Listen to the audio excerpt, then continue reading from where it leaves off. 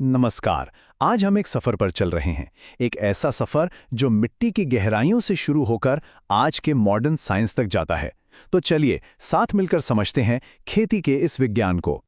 अक्सर लोग सोचते हैं कि खेती का मतलब सिर्फ हल चलाना या बीज बोना है, लेकिन नहीं, ये उससे कहीं ज्यादा है। ये एक कला तो है ही, पर साथ ही ये एक गहरा विज्ञान भी है। इसमें बायोलॉजी, केमिस्ट्री और आज के ज़माने की टेक्नोलॉजी सब कुछ शामिल है। तो किसी भी अच्छी फसल की कहानी कहाँ से शुरू होती है? जाहिर है मिट्टी से। और ये समझना बहुत ज़रूरी है कि मिट्टी सिर्फ धूल का ढेर नहीं है। बिल्कुल, मिट्टी सिर्फ वो सतह नहीं है जिस पर हम चलते हैं। इसके नीचे एक पूरी जीती जागती दुनिया है। इसकी अपनी लंबाई, चौड़ाई और गहराई है।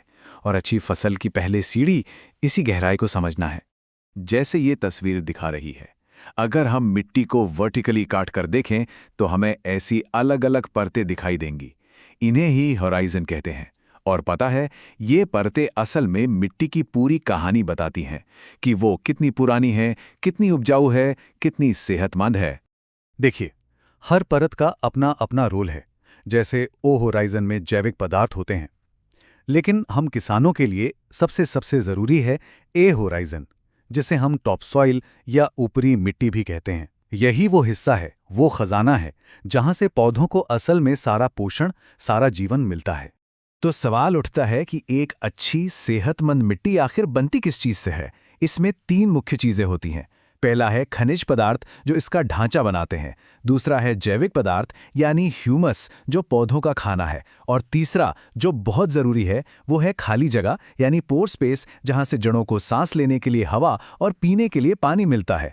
इन तीनों का सही बैलेंस ही अच्छी मिट्टी की पहचान है। ठीक है, तो हमने मिट्टी की नींव को तो समझ लिया। अब आगे बढ़ते हैं और देखते हैं कि साइंस, विज्ञान कैसे इस नींव को और मजबूत बनाकर फसलों को बेहतर बनाने में हमारी मदद कर सकता है।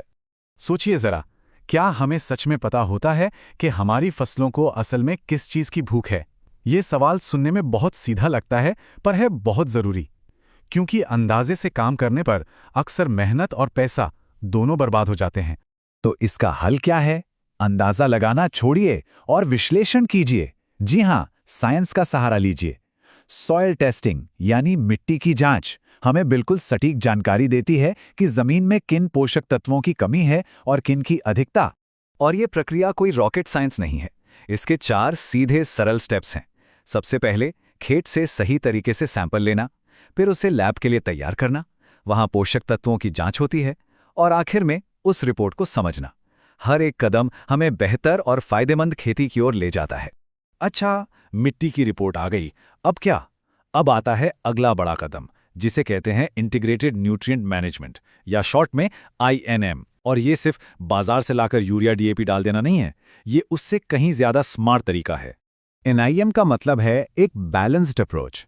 इसमें हम रासायनिक खाद के साथ साथ जैविक खाद, जैसे गोबर की खाद या कंपोस्ट, और बायो फर्टिलाइजर, इन सब को मिलाकर इस्तेमाल करते हैं।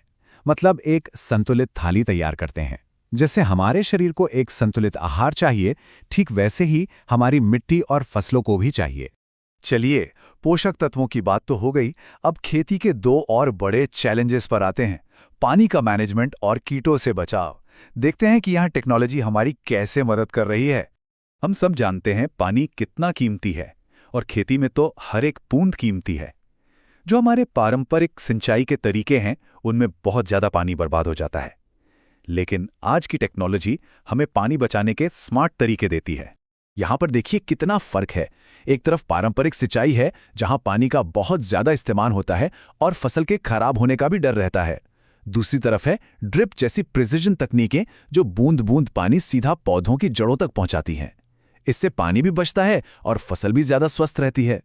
पानी की ही तरह कीटों से निपटने का भी एक स्मार्ट तरीका है, इंटीग्रेटेड पेस्ट मैनेजमेंट, यानी IPM। इसका मतलब ये नहीं है कि कीड़ा दिखा और तुरंत केमिकल स्प्रे कर दिया। नहीं, IPM सिखाता है कि पहले निगरानी करो, मित्र कीटों को बढ़ावा दो, और केमिकल का इस्तेमाल तभी करो जब सच में उसकी जरूरत हो। अब एक ऐसे विषय पर बात करते हैं जो आज हम सब के लिए एक बहुत बड़ी चुनौती है, क्लाइमेट चेंज, यानी बदलता हुआ मौसम। सवाल यह है कि हमारी खेती इसके लिए कितनी तैयार है और हमें क्या बदलाव करने होंगे। और इसी का जवाब है क्लाइमेट स्मार्ट एग्रीकल्चर। इसका मकसद सिर्फ बदलते मौसम की मार झेलना नहीं है, बल्कि उसके साथ तालमेल बिठाकर कामयाब होना है। ये भविष्य को देखकर बनाई गई एक बहुत ही जरूरी रणनीति है। इसमें कई चीजें शामिल हैं, जैसे पानी और पोषक तत्वों का और भी बेहतर इस्तेमाल करना, ऐसी फसलें लगाना जो अलग अलग मौसम झेल सकें, गर्मी और सूखे को सहने वाली किस्में विकसित करना, और खेती से होने वाले प्रदूषण को भी कम करना। ये सभी कदम मिलकर हमारी खेती को मजबूत बनाते हैं। तो अब हम आते हैं इस पूरी बातचीत के सबसे अहम हिस्से पर, जहां ज्ञान और अभ्यास का संगम होता है। मतलब साइंस और जमीनी हकीकत एक साथ आते हैं। सोचिए, ये एक कितनी पावरफुल साझेदारी है। जब पढ़ने लिखने वाले छात्र किसानों के अनुभव से सीखते हैं और किसान नए वैज्ञानिक तरीकों को अपनाते हैं, तब जाकर खेती सच में शक्तिशाली और मुनाफे का सौदा बनती है। असली तरक्की एक दूसरे से सीखकर ही होती है। तो इस पूरी चर्चा का निचोड़ क्या है? निचोड़ यही है, ज्ञान और अभ्यास का मेल ही कृषि में समृद्धि लाता है। जब सही जानकारी और सही मेहनत एक साथ मिल जाते हैं, तो सिर्फ खेत नहीं लहलहाते, बल्कि किसानों के जीवन में भी खुशहाली आती है। तो जाते जाते मैं एक सवाल सबके लिए छोड़ना चाहता हूं कि हम विज्ञान और अपनी परंपराओं को एक साथ कैसे ला सकते हैं ताकि हमारी खेती ज़्यादा फायदेमंद भी हो और पर्यावरण के लिए भी अच्छी हो। इस पर हम सबको मिलकर सोचना होगा, क्योंकि इसी के जवाब में हमारे कल का भविष्य छिपा है। अपना कीमती समय देने के लिए बहुत बहुत धन्यवाद।